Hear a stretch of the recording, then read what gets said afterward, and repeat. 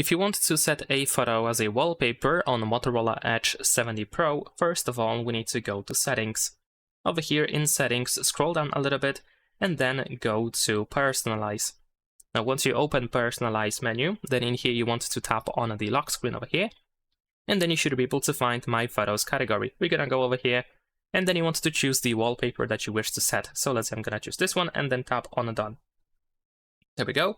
Now we have a couple of things that we can do, like here we have animate option, stylize, and other settings like blur and brightness. You can also tap on this icon in the upper right corner, because then you can adjust the zoom, for example. You can move left and right to adjust the photo a little bit. And then once you set it up, you can tap on this check in the upper right corner, and then also we can tap on the set button, and then you can decide if you want to set it on the home screen, lock screen, or both. So let's say I'm gonna set for both. And there we go, now we have set the wallpaper quite easily. Leave a like and subscribe.